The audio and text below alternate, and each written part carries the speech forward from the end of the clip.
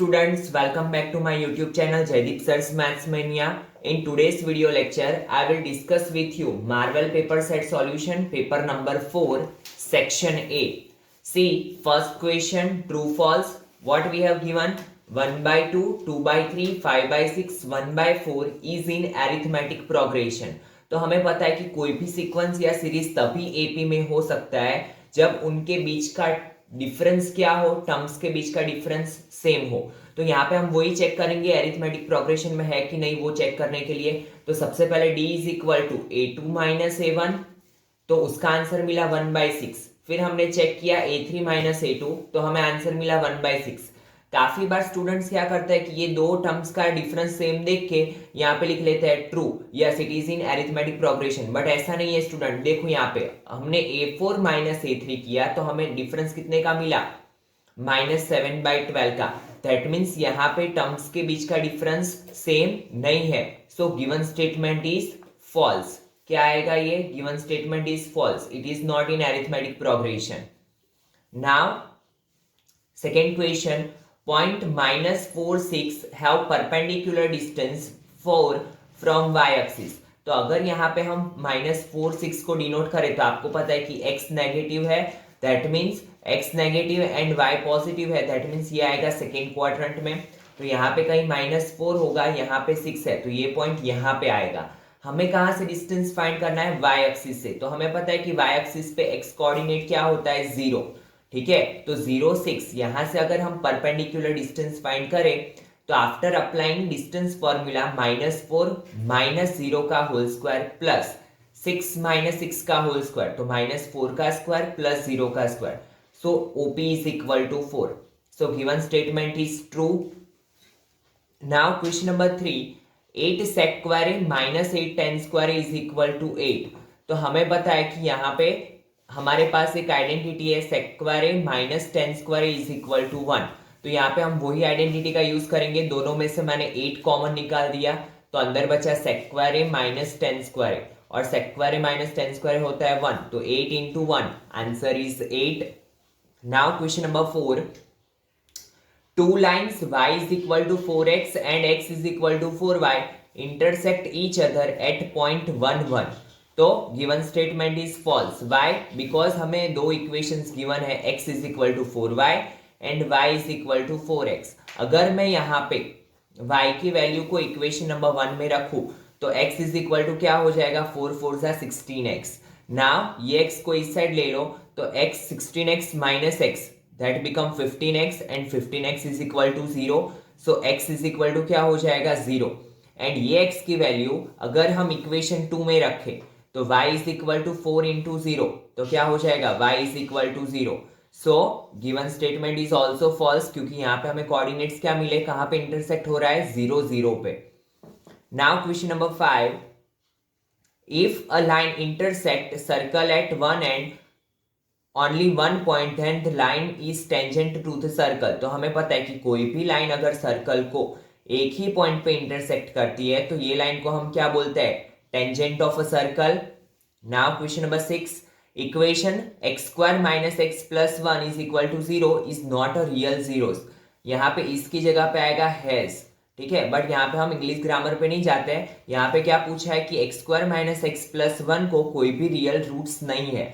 तो आपको पता है कि ये रूट्स चेक करने के लिए हम डिस्क्रिमिनेंट वाला मेथड चेक करते हैं। तो d is equal to b² - 4ac में वैल्यू रखो, b का कोएफिशिएंट है -1 और माइनस साइन हो तो हम उसे कंसीडर करते हैं।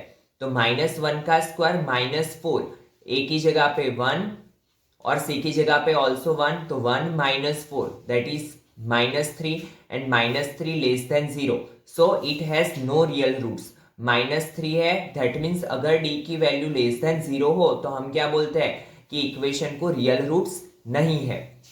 सो गिवन स्टेटमेंट इज ट्रू।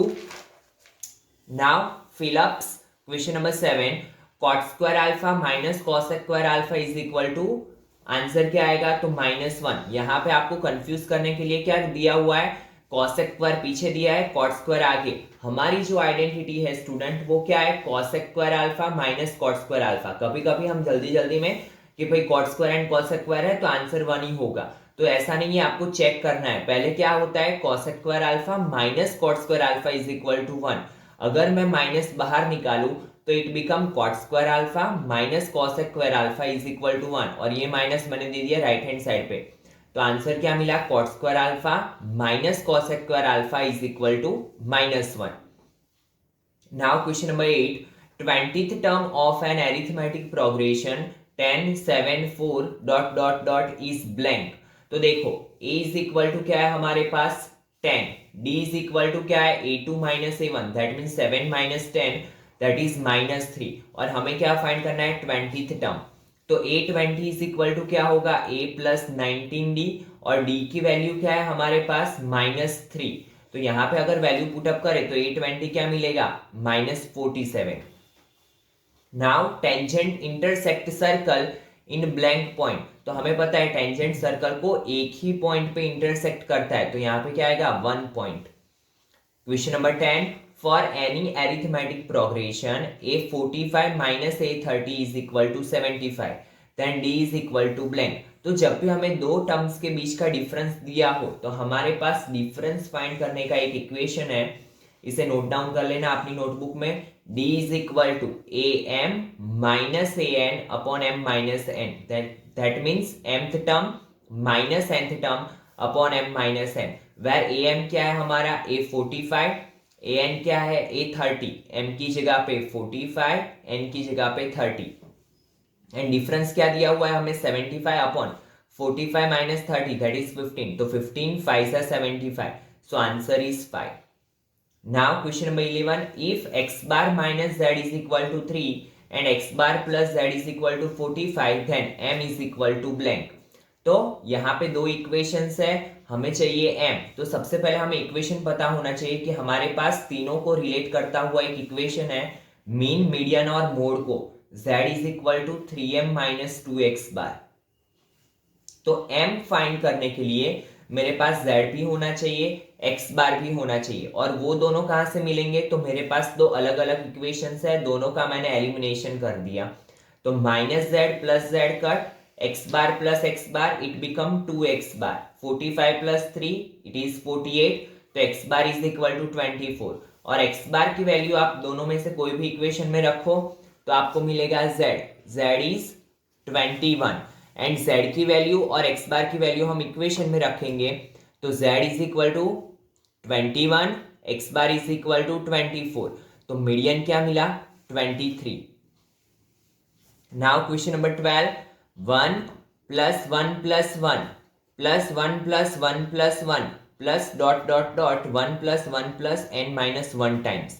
तो यहाँ पे सिंपली हमें बोला हुआ है कि पहला टर्म है 1, दूसरा 2, तीसरा 3 dot dot dot n minus 1 term तक हमें जाना है, और सबका एडिशन चाहिए। तो हमारे पास एक इक्वेशन है, जब भी first term and last term हमारे पास हो कि s n is equal to n by 2 a plus a n, where n होता है हमारा नंबर ऑफ टर्म्स। तो यहाँ पे हमारे पास नंबर ऑफ टर्म्स कितने हैं n माइनस 1, तो मैंने वही किया कि n की जगह पे n माइनस 1 रखा क्योंकि मेरे पास n माइनस 1th टर्म है, डिवाइड बाई 2, a की जगह पे 1 एंड ए एन क्या है मेरा n minus 1, last term is n minus 1, plus 1 minus 1 गया तो एस एन क्या मिलेगा n into n minus 1 divide by 2, and it is my final answer.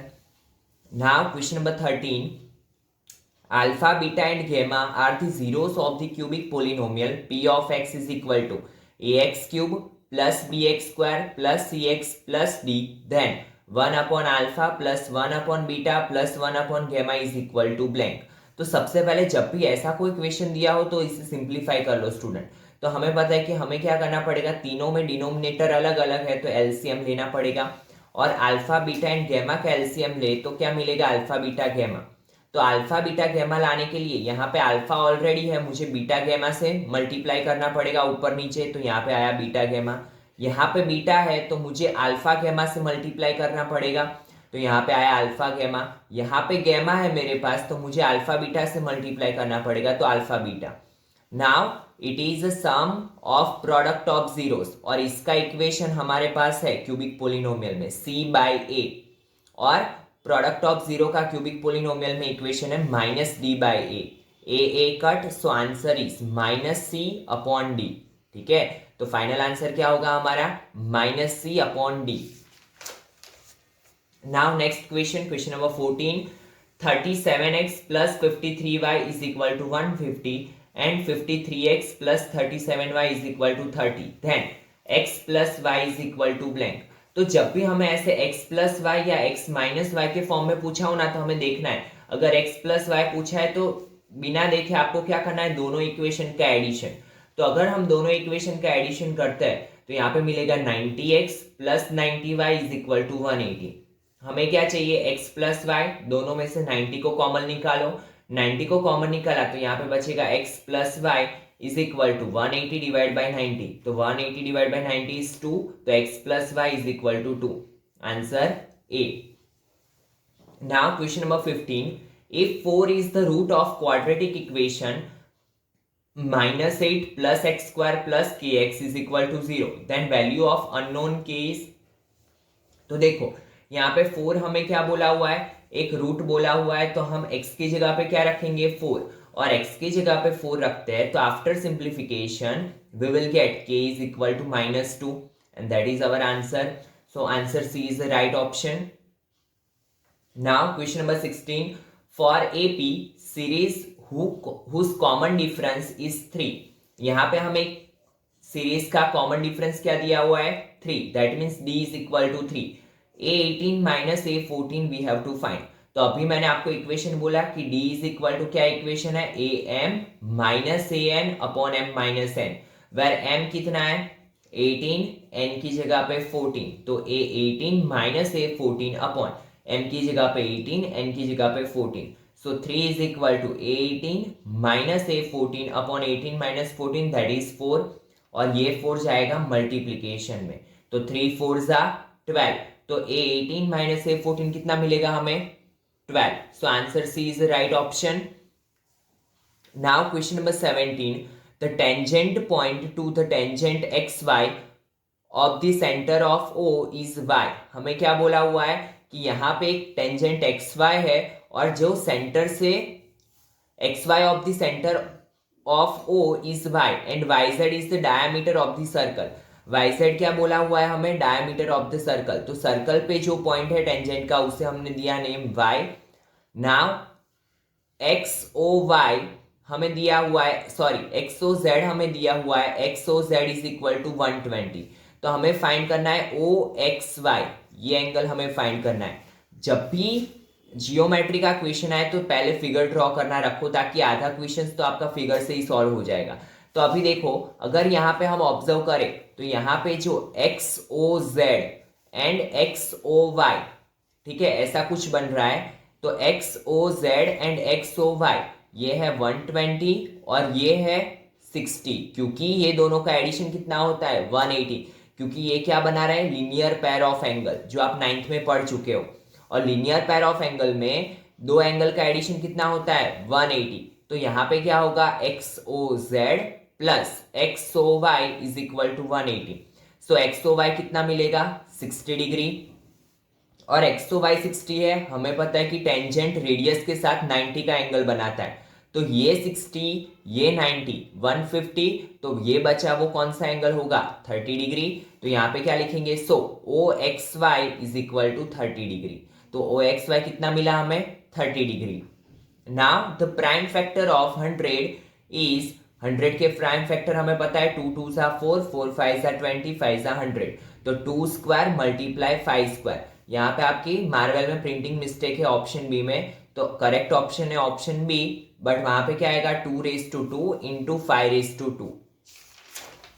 Now question number 19, the value of sine 25 cos 65 plus cos 25 sin 65 is blank. तो काफी बार student को ये confusion होता है कि ट्रिग्नोमेट्री में कौन से टाइम पे कौन सा फॉर्मूला अप्लाई करें।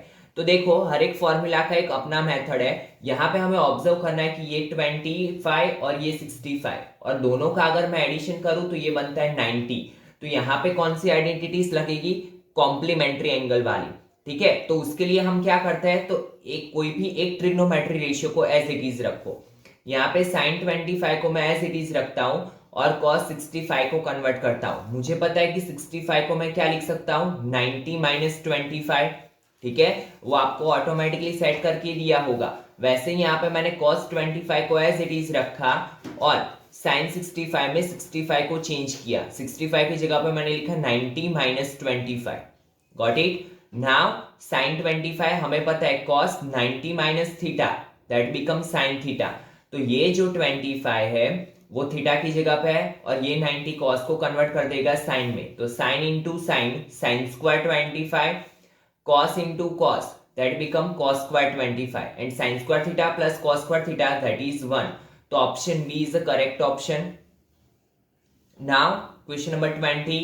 The area of circle whose circumference is 22 centimeter. यहाँ पे भी थोड़ा प्रिंटिंग मिस्टेक है, ARE दिया हुआ है तो काफी बार आर्क ऑफ सर्कल पढ़ लेते हैं स्टूडेंट। यहाँ पे एरिया ऑफ सर्कल पूछा है।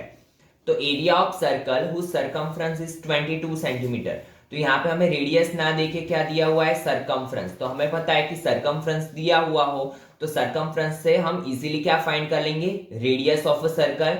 एंड रेडियस क्या होगी student, r is equal to 7/2। And radius की वैल्यू अगर हम अपने एरिया वाले इक्वेशन में रखे पाई r स्क्वायर में तो हमें क्या मिलेगा, area of a circle that is 38.5 square centimetre. Got it.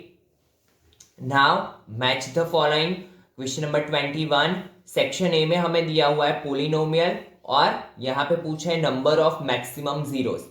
तो उसका जो भी बिगर पावर होगा ना उतने उसके मैक्सिमम जीरोस हो सकते हैं। यहाँ पे देखो ये है quadratic polynomial ax² plus bx plus c। तो यहाँ पे मैक्सिमम पावर क्या है, 2।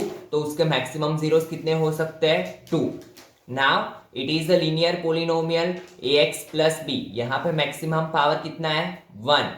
तो इसके मैक्सिमम जीरो कितने होंगे, 1। तो यहाँ पे सी एंड डी दोनों ऑप्शन सही है जहां पे आपको 1 लिखा हुआ है। ठीक है, तो ऑप्शन में आएगा सी एंड डी 1।